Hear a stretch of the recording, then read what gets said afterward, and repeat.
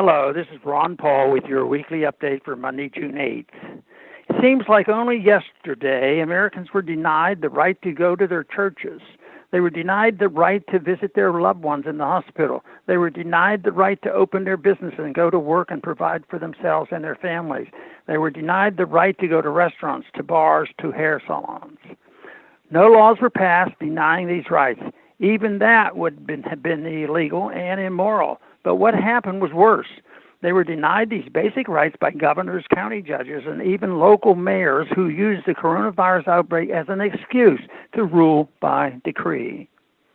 They stole power that was not theirs to take and wield at all levels to force Americans into 3 months of house arrest.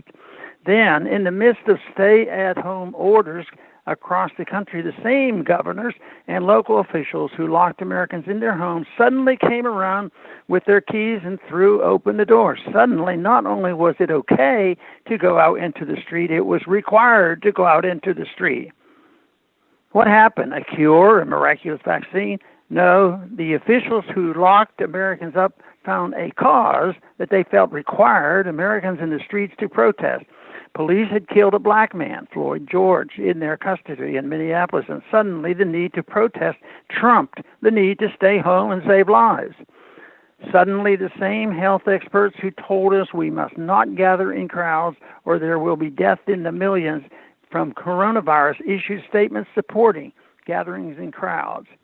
An open letter on the Floyd George protest signed by more than 1,200 doctors and other health professionals clarified that they do not condemn these gatherings as risky for COVID-19 transmission. However, they wrote, this should not be confused with a permissive stance on all gatherings, particularly protests against stay-at-home orders.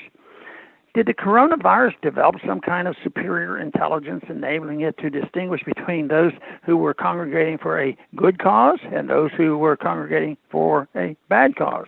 Of course not. What has happened from the beginning of this shameful coronavirus episode is the politicization of public health at the hands of authoritarians. Two prestigious medical journals, The Lancet and the New England Journal of Medicine, were forced to retract studies they had published concluding that hydroxychloroquine was harmful to COVID patients. The rush to print the studies looked very much like a political move rather than one based on scientific principles. Once President Trump revealed that he was taking hydroxychloroquine, the mainstream media and even expert journals began attacking the drug. This is what happens when medicine merges with the state. We get the worst of both. We get career bureaucrats, Dr. Fauci, telling us we can never shake hands again and that we must stay at home until vaccine is found. Meanwhile, doctors across the globe are reporting that this variation of the coronavirus is disappearing on its own.